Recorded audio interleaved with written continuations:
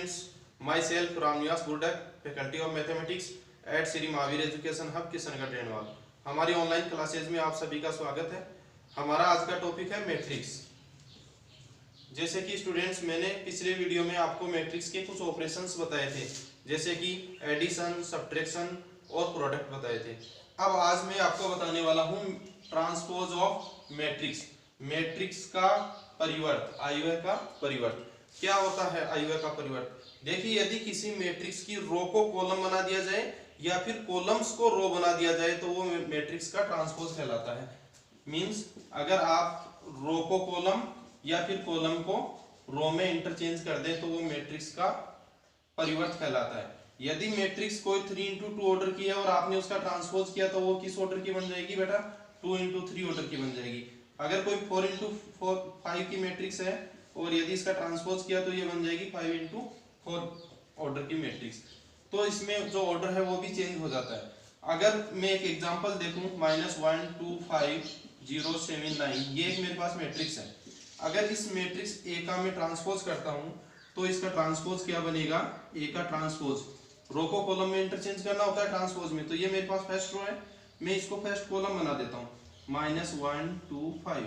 ये मेरे पास second row है, मैं इसको सेकंड कॉलम बना देता हूँ, 0 7 9। ये हो गया मैट्रिक्स का ट्रांसपोज। बहुत ही इजी है।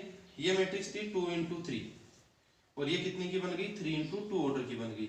मींस इसमें 2 रो थी, 3 कॉलम थे, और इसमें 3 कॉलम हो गए और 2 रो हो गए, तो इंटरचेंज हो जाती है। यही मैट्रिक्स का ट्रांसपोज होता है। अब मैट्रिक्स के ट्रांसपोज करने पे हमें किस टाइप की मैट्रिक्स प्राप्त होती है? देखिए, हम कोई भी मैट्रिक्स हो, चाहे वो वर्गाकार हो या नहीं हो, हम हर प्रकार की मैट्रिक्स का ट्रांसपोज कर सकते हैं। लेकिन वर्गाकार मैट्रिक्स में 2 प्रकार की मैट्रिक्स हमें ट्रांसपोज करने पे कई बार मिलती है। उनमें एक तो है सममित आयव्यय,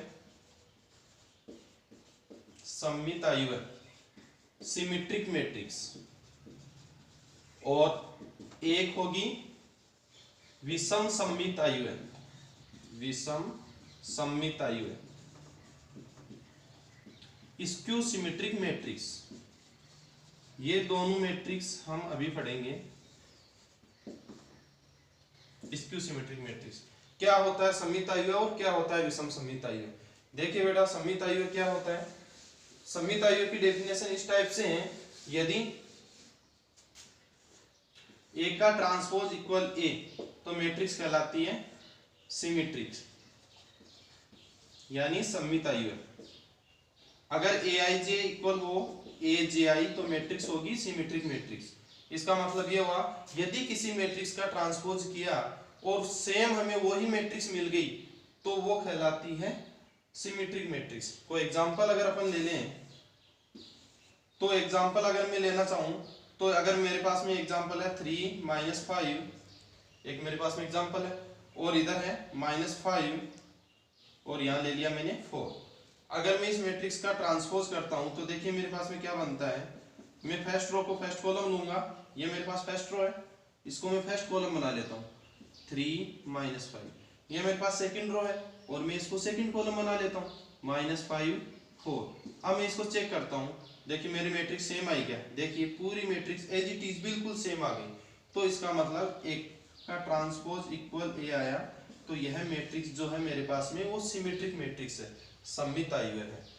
अब आपके अच्छे से समझ में आ गया होगा सममित आयव्यय। यदि किसी मैट्रिक्स का ट्रांसपोज करने के बाद सेम मैट्रिक्स मिल जाए पहले वाली ही तो सिमेट्रिक मैट्रिक्स कहलाती है। अब मैं आपको बताऊंगा विषम सममित आयव्यय क्या होती है, इसकी डेफिनेशन थोड़ा सा डिफरेंस है। स्क्यू सिमेट्रिक मैट्रिक्स मुझे बनानी है तो इसी मैट्रिक्स को मैं स्क्यू सिमेट्रिक मैट्रिक्स बनाने जा रहा हूं। यदि मेरे पास में स्क्यू सिमेट्रिक मैट्रिक्स हो तो क्या कंडीशन होनी चाहिए? अगर ए का ट्रांसपोज इक्वल आ जाए -a और aij आ जाए -aj तो मैट्रिक्स बन जाएगी skew symmetric matrix. Skew symmetric matrix किसे बोलते हैं? एक मैट्रिक्स जिसमें ए का ट्रांसपोज इक्वल -a हो तथा aij इक्वल -aj हो। कौन सी मैट्रिक्स कहलाती है? विषम सममित आयव्यय कहलाती है।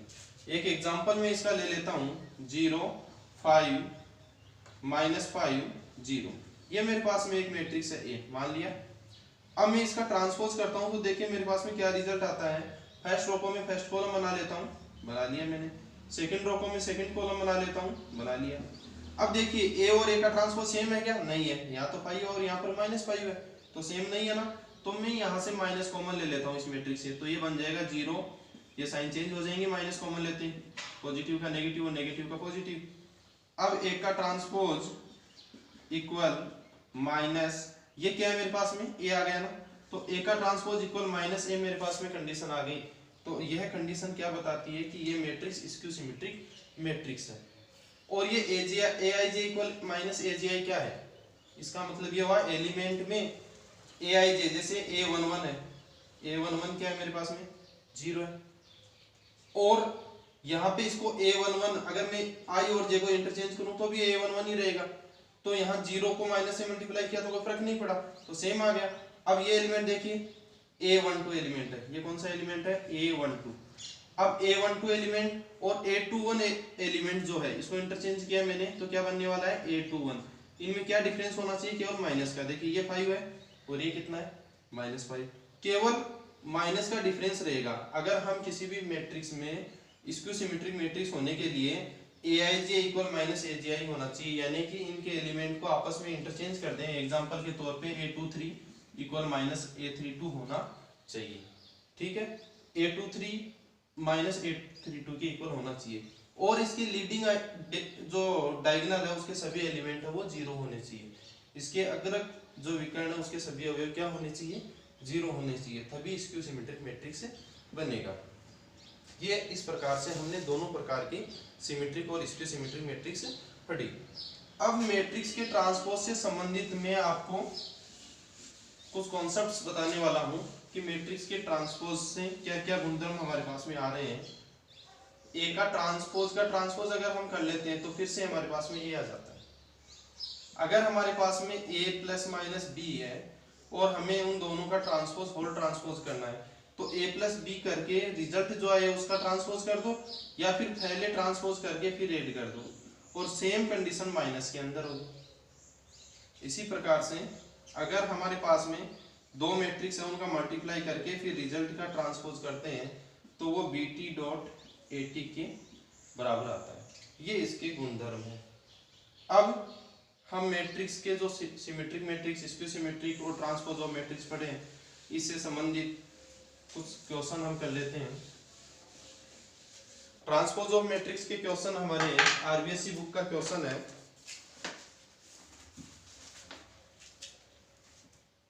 ये क्वेश्चन नंबर 8 है विविध प्रश्न माला का। a equal -2 -1 1 -1 7 4 1 -x -3। एक सममित आयु है तो x का मान लिखिए। यह आयु कौन सा बताया जा रहा है? सममित आयु है। प्रश्न के अनुसार यह एक सममित आयु है। प्रश्न में बताया जा रहा है कि यह कौन सा आयु है? सममित आयु है। तो सममित आयु में हमें पता है Aij बराबर क्या होता है? AJI। ये परिभाषा अभी भी आपको बताइए। तो देखिए हमें x का मान ज्ञात करना है ना, तो ये कौन सा एलिमेंट है? ये एलिमेंट है A32। A32 इक्वल क्या होना चाहिए? A23 होना चाहिए। ये परिभाषा, ये A32 है, रो नंबर 3 का मेंबर है, ये रो नंबर 1 2 3 का मेंबर है -x, और कॉलम नंबर 1 2, तो ये A32 एलिमेंट है। इनको इंटरचेंज किया, ij को ji बनाया, तो A23 के इक्वल होना चाहिए। तो A32 हमारे पास में है -x, और A23 रो नंबर 2 1 2 और कॉलम नंबर 3 1 2 3 एलिमेंट हमारे पास में है 4, तो x का जो मान आया वो है -4। ये हमारा आंसर हो गया।